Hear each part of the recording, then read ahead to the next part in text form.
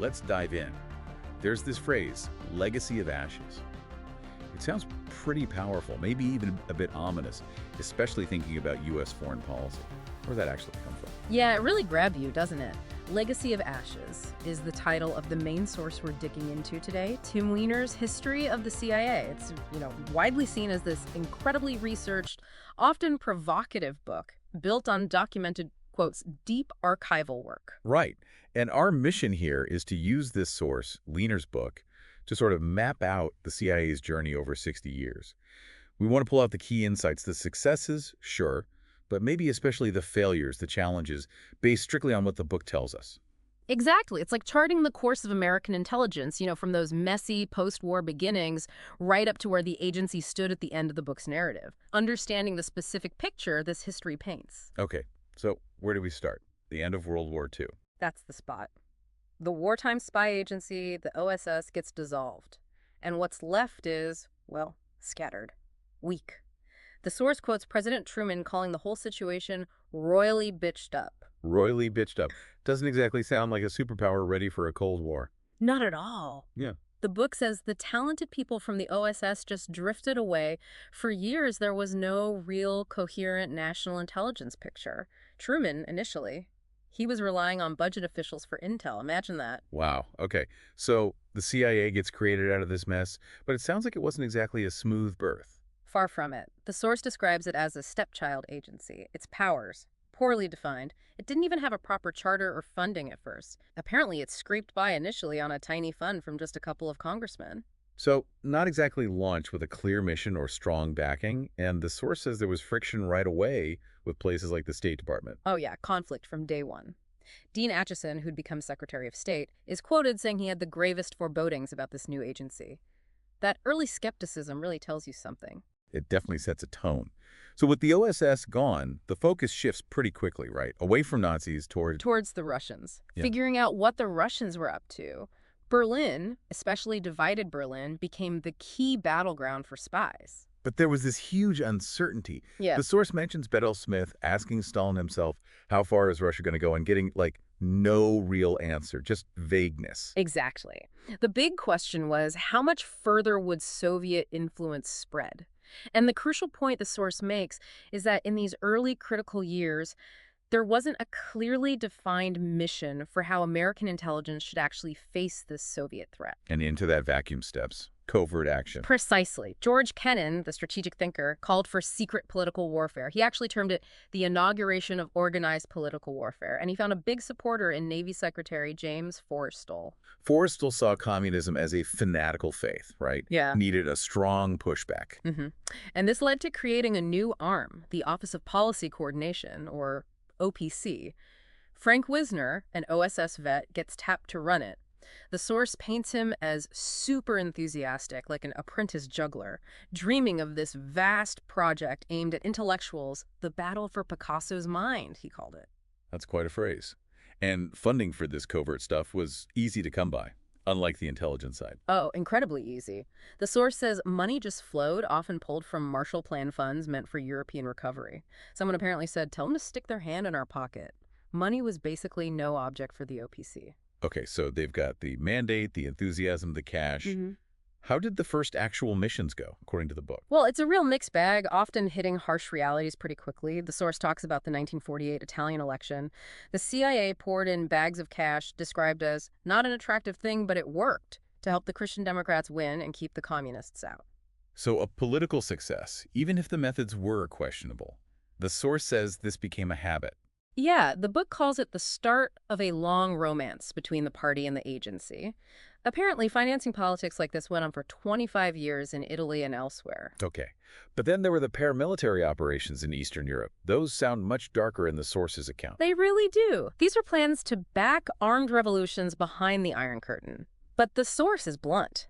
It says the CIA sent thousands of foreign agents to their deaths on these missions.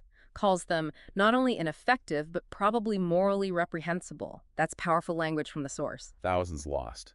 That's staggering. Any specific examples? Albania comes up. Agents dropped in, but the Soviets knew everything. They'd infiltrated the training camps, the exile groups. Capture was almost guaranteed. The source says the CIA was left asking, what had we done wrong? And Ukraine. similar story. Mm-hmm. Agents parachuted near Lvov. The source just states the Soviets quickly eliminated the agents. It wasn't just bad luck. The book suggests it was a pattern of failed paramilitary ops based on bad intel and compromised networks. And during this time, the CIA also took over the Gehlen Group, right? The German intelligence network. Yes, Reinhard Gehlen, a former Nazi general who'd run intel against the Soviets for Hitler.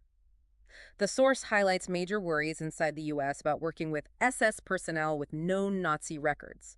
Plus, deep fears the Soviets had already penetrated it. The source quotes someone saying American intelligence was like a rich blind man, using this network as a seeing eye dog, but the leash was too long. Exactly.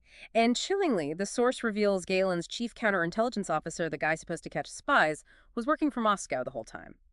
The book suggests the desperate need for any intel on the Soviets basically overruled the moral red flags. This tension, then, between wanting action and needing good intelligence, Yeah, it seems central from the start. absolutely. Bedell Smith comes in as DCI, Director of Central Intelligence, and sees the mess, the lack of strategy. He starts questioning if supporting armed revolt everywhere is really the right approach. Meanwhile, Wisner's OPC is hiring like crazy. College kids getting brief training. Yeah, hundreds a month, the source says. Weeks of training, then sent overseas. Internal reports cited in the book flagged a great discrepancy in competence, saying the whole operation was too big for any one person to manage effectively. And this lack of solid intel had real consequences, like in Korea. Definitely. The source states flatly that intelligence on China during the Korean War was almost non-existent. MacArthur famously said China wouldn't attack. The CIA, they knew almost nothing. And attempts to drop agents into North Korea or China. Disasters, according to the source. Thousands lost, enormously disproportionate to attainments. The whole third force anti-communist troop idea, mostly a scam, the book says. A 1952 agent drop into Manchuria. Just a trap. So by 1952, the CIA's huge, 15,000 people worldwide. But the source quotes McMahon, who reviewed intel traffic, concluding insight into the Soviet Union was still zero. Zero, wow. So the source argues covert action becomes the strategy almost by default, not always driven by good intelligence, just action for action's sake, part of that legacy of ashes, perhaps. Action by default. That's a sobering thought. Okay, let's shift to the mid-50s. Eisenhower's in charge. Allen Dulles is the DCI. What's the picture then, according to the source? The book portrays Eisenhower as betting big on two things: his nuclear arsenal and his spy service. The National Security Council gets revived, becomes really central, and Allen Dulles, the DCI, is key. And covert action ramps up even more. Oh, yeah. This is when some of the most famous and controversial operations happen. Iran, 1953, the coup against Mossadegh. The British wanted their oil back after he nationalized it. Churchill was pushing hard. The source says the CIA plot kind of grew as Truman's power faded. Like, the CIA makes policy by default. Kim Roosevelt, Teddy's grandson, was the CIA guy on the ground leading it, but the source details how the first attempt completely failed. Mossadegh knew, the army mobilized, the Shah fled, CIA headquarters, apparently, they had no clue what to do next. But the coup did succeed eventually. How does the source explain that? This is interesting. The source raises the possibility that the coup might have ultimately succeeded despite the initial CIA-British plan failing. Maybe Iranian elements not on the payroll took the initiative. It highlights, the unpredictability of these things relying on foreign players. That's a really important nuance. Okay, next up, Guatemala, 1954. Arbenz. Right. The source quotes the U.S. Ambassador Purifoy saying he arrived to use the big stick. Arbenz was trying to get arms, worried about his army's loyalty. And this leads to that famous story about the ship, the Alfhem, and the Microdot. Yeah, the source debunks that one pretty hard, calls it a bald-faced lie, says it was just a cover story for a serious operational mistake. The CIA actually missed the boat on that arms shipment, didn't detect it beforehand like the story claimed. Wow.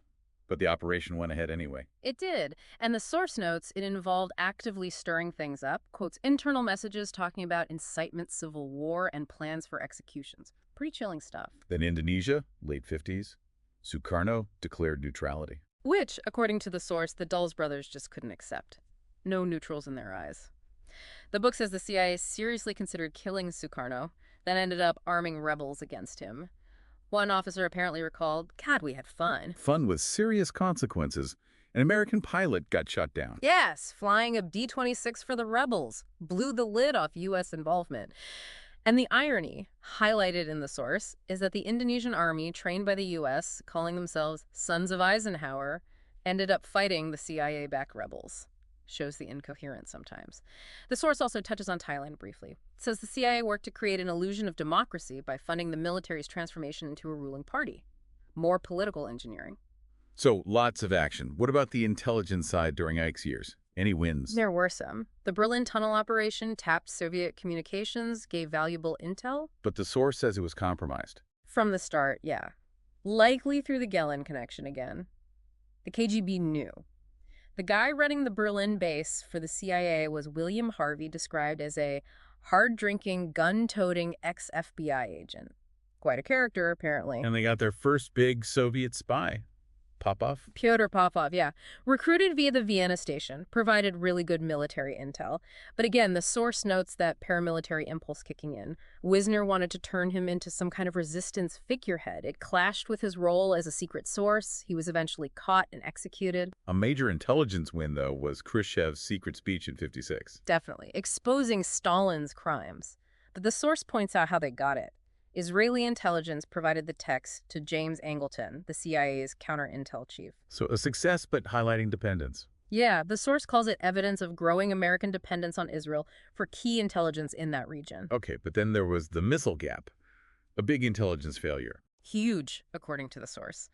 It argues the CIA estimates of Soviet ICBMs weren't based on solid intel, but more on politics and guesswork. These scary reports of a widening gap terrified Eisenhower, fueled political debate, but turned out to be way overblown. Eisenhower relied heavily on the U-2 spy plane, though, right? He did. Richard Bissell ran that program. The source says he pushed limits, flew over Moscow and Leningrad without even telling Dulles.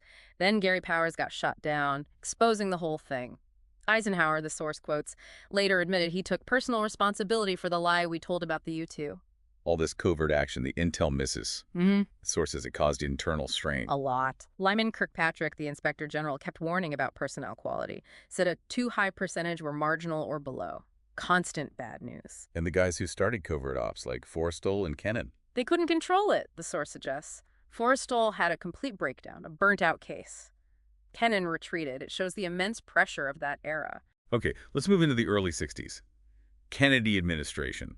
Cuba and Vietnam dominate, right, starting with the Bay of Pigs. April 1961, a textbook disaster, as laid out in the source. The CIA planned to invade with Cuban exiles. Kennedy pulled back crucial air support last minute. The source mentions that frantic 3 a.m. call. Rusk, Kennedy, Gabel. Yeah, Goodale pleading for the airstrikes didn't happen. Then a Cuban pilot, the source calls him the ace of Fidel Castro's Air Force, sinks the main supply ship. Game over really quickly, a huge public embarrassment for Kennedy early on. Then, just over a year later, the Cuban Missile Crisis, the absolute brink. What was the CIA's take beforehand, according to the source? The analyst consensus was overwhelming. The Soviets would not put offensive missiles in Cuba, it just didn't fit their models. But DCI John McConney disagreed. Stood almost completely alone, the source emphasizes. McConney was convinced that they did. He argued they might do it to protect Cuba, test the U.S. He pushed Kennedy to sound the alarm publicly, but Kennedy refused. And there was that crucial gap in U-2 coverage. Right when the missiles were likely going in, Kennedy had restricted the flights. The source calls the agency's wrong assessment a high-water mark of misjudgment for 40 years. Second only, maybe, to the later Iraq WMD intelligence. So the DCI was right, the analysts wrong. And the source says the CIA became the Kennedy's blunt instrument during this time. Yeah, pursuing some pretty wild ideas like infiltrating Cuba by submarine to attack missile sites if they turned out to be real. High pressure, high stakes. And then there were the Castro assassination plots. The source goes into those. It does. Says Kennedy clearly wanted Castro gone. Richard Helms, running clandestine ops then, apparently got the message. The source quotes him saying it was the agency's job to try to find it if the White House wanted a silver bullet, but he didn't tell McConney. Anticipated McConney's strongest religious, legal, and political objections, according to the source. Helms is quoted saying there was nothing on paper, of course, ordering assassination. What kind of plots does the source detail? All sorts. Poison handkerchiefs. Working with the mafia, the Cuban underworld. There was a specific plan involving a Cuban agent, Cubella. A CIA officer, Fitzgerald, supposedly claimed to be RFK's personal envoy, met him. Cubella asked for a rifle. The source also mentions plots considered against Sukarno in Indonesia and Diem in Vietnam. Was there internal debate about the ethics of this? The source touches on it, notes a distinction being made internally, maybe, that a coup, while deplorable, wasn't seen as quite as morally reprehensible as assassination. Shows some awareness, at least as reported in the book. And the source makes a point about spying on Americans starting before Nixon. Yeah, it states clearly that 3 presidents before Nixon had ordered the DCI to spy on Americans, regardless of the CIA's charter, which explicitly forbade domestic spying. Okay, let's turn to Vietnam. The source mentions Lucien Conein, a key CIA figure there. Deeply embedded, knew the Vietnamese generals for years, served under multiple ambassadors, a real old hand. But early efforts, like Project Tiger, dropping agents into North Vietnam. Another paramilitary disaster, according to the source. Horrific casualty rates. 217 of them were recorded as killed, missing, or suspected of being double agents, usually captured soon after landing. Just sending people to their deaths, essentially. Conein was involved in the 1963 Diem coup, though. Yes, though his role was meant to be hidden. The source says the generals asked him point blank, what will be the American reaction? Kennedy's message back, via Conein, don't stop it, but conceal the U.S. hand. And Ambassador Lodge wasn't happy with the CIA's power in Saigon. Apparently not. The source quotes him complaining they had more money, bigger houses, more weapons than the embassy. Shows the tension. Then the Tonkin Gulf incident, 1964, the justification for escalation. The source describes it based on urgent SIGINT signals intelligence. Destroyers reporting an attack, McNamara calls LBJ, but the source frames it very skeptically, calling it political theater based on potentially false intelligence, comparing it later to the Iraq WMD rationale. And quotes LBJ saying years later they were just shooting at flying fish. Exactly, suggesting the whole premise for escalating the war might have been based on confusion at best, not a confirmed attack. What about the CIA's analysis of Vietnam during this time? This is interesting. The source says CIA analysts were often sending reports up that contradicted the Pentagon's optimism, arguing Westmoreland had no winning strategy, more troops wouldn't help, maybe the U.S. should get out if South Vietnam wouldn't fight. Did this analysis get heard? George Allen, a key analyst, apparently briefed McNamara directly on this pessimistic view. So the analysis was there, just maybe not heated at the highest level. The Phoenix program gets mentioned too. Yes, started in '67. Counterinsurgency. The source makes a very direct statement here that the CIA participated in the torture of captured enemy combatants within this program. Internally, things were still rocky. McConney wanted out of covert ops. He did. The source says he was frustrated that cloak and dagger stuff took up almost 2/3 of the budget and 90% of his time. He fought with the Pentagon over satellite control, told them to take NRO and shove it, even tried to resign. And James Angleton's mole hunt was raging. Oh, yeah. Based on what the source calls flimsy evidence, especially around the defector Nosenko, Angleton's paranoia ripped the Soviet division apart, paralyzed Russian operations for years, chasing ghosts, suspecting officers just because of their names. Richard Helms takes over from McConnell eventually, bearing lasting scars, the source says, from the Kennedys' pressure. Okay, now we're into the early 70s. Right. Nixon. The source calls this Nixon's war on the CIA. Absolutely. Nixon distrusted the agency profoundly, thought it was full of liberals, Kennedy loyalists, blamed them for his 1960 loss. Just deep-seated suspicion. And he ordered them to spy on Americans. Yes. The source confirms this. Continued Operation Chaos, asked for specific files on citizens. DCI Helms complied, apparently believing presidential orders and national security trumped the charter. Nixon also trashed their performance, said the CIA isn't worth a damn. Particularly after intelligence misses, like not seeing the scale of arms flowing into Cambodia. He was furious, according to the source. And he wanted to break up the agency. Seriously considered it. Ordered budget cuts, wanted separate agencies for spying and ops. Haig wrote a memo. Nixon wanted it done secretly, fearing a huge controversial gut fight with Congress. Didn't happen, but shows his intent. A big focus for covert action under Nixon was Chile, Allende. Nixon and Kissinger quoted saying, "Don't see why we have to let a country go Marxist." The CIA ran propaganda, a Time cover story, owed a great deal to CIA info, the source claims.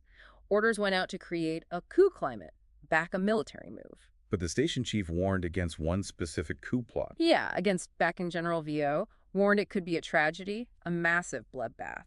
But the source says, track 2, the push for a coup never really ended. And years later, Helms was convicted of perjury for lying to Congress about all this. This leads into the post-Watergate reckoning, right? The Church and Pike Committee. Exactly. Suddenly, all these secrets spill out. Assassination plots, spying on Americans, big headlines. President Ford was worried. Feared reputations would be ruined. Yes, and when asked, like, what? The source quotes him, like assassinations, shows how explosive the revelations were. William Colby becomes DCI, tries to reform. Tries to bring transparency, change the concept of a secret service, but faced huge internal pushback. James Schlesinger also had a brief, turbulent stint as DCI earlier, tried to get rid of the clowns. Lots of turmoil. The agency got caught up in Greece and Cyprus, too. The source says the CIA was lying about what it had been doing in Athens, misled the U.S. government, and those lies helped start the war over Cyprus. An American ambassador was killed there. Huge anti-CIA protests in Athens, a real low point. And the end of Vietnam, fall of Saigon. Another moment of crisis. Evacuating the secret base in Laos. A DCI told Congress the agency was unable to do covert action anymore. George H.W. Bush, as DCI, briefly agreed. We are both ineffective and scared. Morale seems shattered. Then Carter comes in. Condemned the CIA, but signed off on lots of covert ops. That's the irony the source points out. Almost as many as Nixon and Ford combined, apparently. His DCI was Admiral Stansfield Turner, an outsider. Turner wanted to clean the place up. That was his approach, according to the source. But the book suggests Carter really just needed good intelligence, and that remained a problem. Big intel misses under Carter. The Soviet economy. Afghanistan. Yeah, analysts saw the Soviet economy was tanking but didn't predict political collapse. And the big one, a unanimous estimate that Moscow would not invade Afghanistan right before they did. Huge miss. And the Uriah hostage crisis. The source links it to letting the Shah into the U.S. Correctly. Says the CIA warned that was the one thing guaranteed to provoke an attack. Kissinger pushed Carter to do it anyway. The embassy takeover followed. A warning ignored with massive consequences, according to this account. Okay, Reagan era. William Casey is DCI.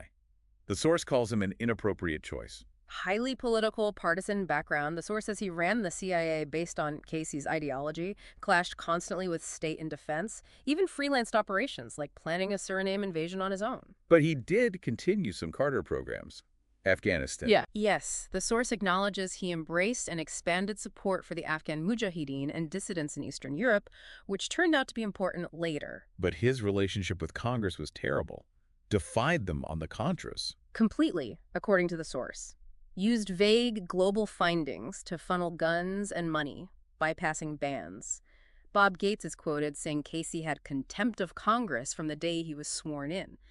Lied, obfuscated, famously said after one hearing, "I hope that will hold the bastards." Which leads straight into Iran-Contra.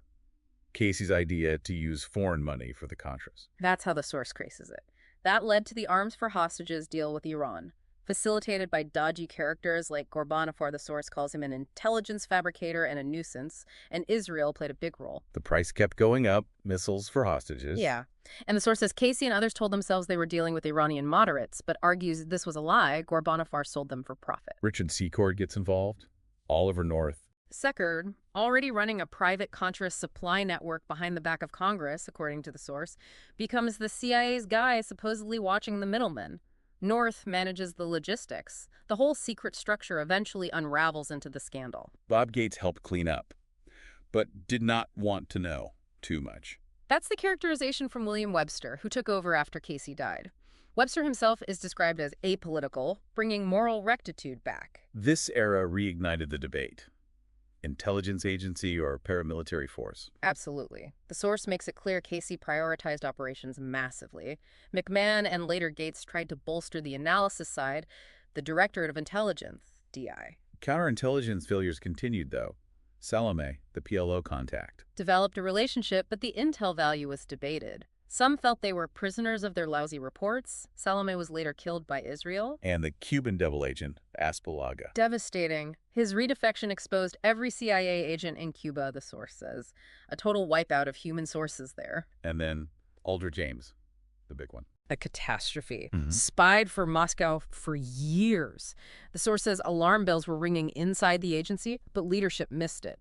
He gave up Soviet agents working for the U.S. They were arrested, executed. Moscow paid him millions. The source's damning verdict. Yeah. Nobody in CIA was punished. An Iranian spy network failed, too. Agents captured, tortured, killed. Closed the window on Iran and Iraq just as things were heating up there, the source notes. Noriega in Panama. Another embarrassment. Longtime CIA asset on the payroll. Casey saw him as a protege, the source says. Then indicted as a drug kingpin and murderer. An embarrassing impasse. And Iraq, Kuwait.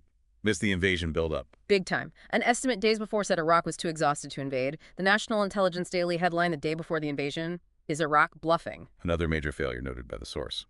So the Cold War ends, the Soviet Union collapses. How did the CIA do on predicting that, according to the source? Very badly. Dead wrong on the internal dynamics, the source states. Yeah. Primarily a lack of human sources. The book argues the CIA had only a handful of truly important human sources inside the Soviet system over the entire Cold War. Satellites counted tanks, but missed the rot within. So the very reason for the agency's existence seemed questionable. Exactly. The source quotes Bob Gates admitting the agency faced as much of a revolution as the former Soviet Union, lost its simplicity of purpose, no agreement on what it should do next. And under Clinton, the agency felt disconnected from the White House. Went from that, meaning the close Bush-senior relationship, to nothing, is how the source puts it. A feeling of being adrift. Meanwhile, new threats are popping up, and the agency's struggling to grasp them. Yeah, the source mentions the shooting at Langley HQ in '93 by someone recruited for the Afghan war. Yeah. A station chief killed in Georgia Clinton sent his wife to the funeral, causing fury. And figures like the blind sheik involved in the '93 WTC bombing, someone linked to the Afghan jihad the CIA supported. How did he get into the U.S.? The source raises these questions. Osama bin Laden starts appearing on the radar. Initially seen mainly as a financier, the source says, but the agency never pulled together into a coherent report on the actual threat he posed. No formal estimate until after the embassy bombings made his name infamous. They tried tracking him in the late '90s, missed chances to strike. The source details efforts in Sudan, then Afghanistan, mentions a missed opportunity to hit him with missiles at a falconry camp called off, partly due to a killing Arab royalty also present.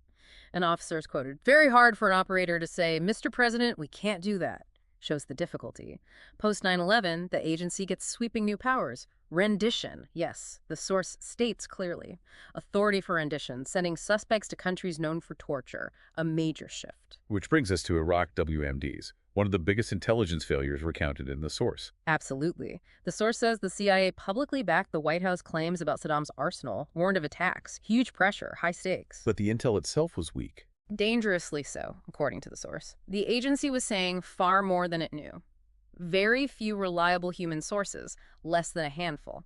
The source calls it generating a ton of analysis from an ounce of intelligence. And after the invasion, nothing. Inspectors found no significant WMD stockpiles.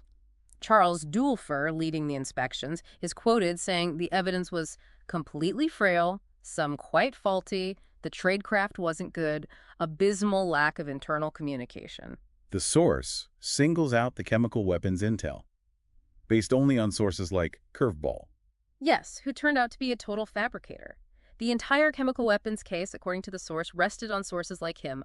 Unbelievably shaky ground. DCI Tenet admitted the failure, said it was incompetence, not politics. He did publicly concede they were wrong, saying, "We didn't get the job done." The source includes that quote from the chief weapons inspector after finding nothing. Wars are not won by intelligence, they're won by blood, treasure, courage. Underscores the human cost of that failure. So as the source's narrative ends, mid-2000s, what's the state of the agency? Still deeply troubled, according to the book, a report from DCI Porter Goss called the Clandestine Service a stilted bureaucracy incapable of even the slightest bit of success, struggling to rebuild human spying. Hard to recruit and keep people. Very. A veteran is quoted asking, "Can CIA meet the ongoing threat?" The answer is no, absolutely not. Pretty bleak assessment. And this trend of outsourcing intelligence work. Yeah, veterans quitting to become contractors, beltway bandits, selling services back, new hires seeing it as a short-term gig. Get in, get out, and get paid. The source sees this as proof the CIA could not perform its most essential functions anymore. There were corruption scandals, too.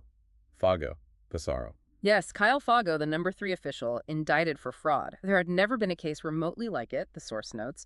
And David Pissarro, a contractor, convicted for assaulting a detainee the first time an American civilian was held criminally responsible for such abuse in that context. The creation of the Director of National Intelligence, the DNI, how did the source view that? As the burial of the DCI position.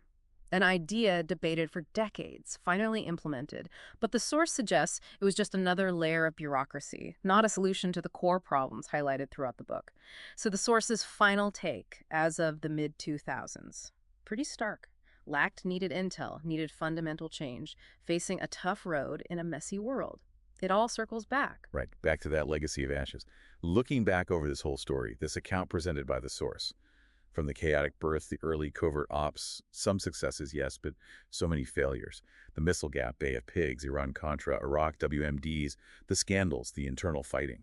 It's a history, as told here, marked constantly by that tension, isn't it? The pull towards action, towards covert ops, often seemingly overshadowing the harder, less glamorous work of building solid, objective intelligence. The source suggests that imbalance was often disastrous. And the argument in the book is that this led to that legacy of ashes, decades of internal problems, not having the right intelligence when needed most, repeated damaging failures on the world stage. And it's so important we keep stressing, this entire deep dive is based only on the narrative and evidence presented in Tim Weiner's book, Legacy of Ashes. We've tried to accurately convey the picture that specific source paints, its arguments, its conclusions. Absolutely. So, considering this complex, often troubling history laid out by the source, the wins, the losses, the compromises, the pressures, really makes you think, doesn't it? What is the right role for a secret intelligence agency in a democracy, especially one facing such a constantly shifting world? What does it really take for a nation to be genuinely well-informed at the highest levels when the very organization tasked with providing that information is portrayed in this history as so often falling short? That's the big question this deep dive leaves us wrestling with.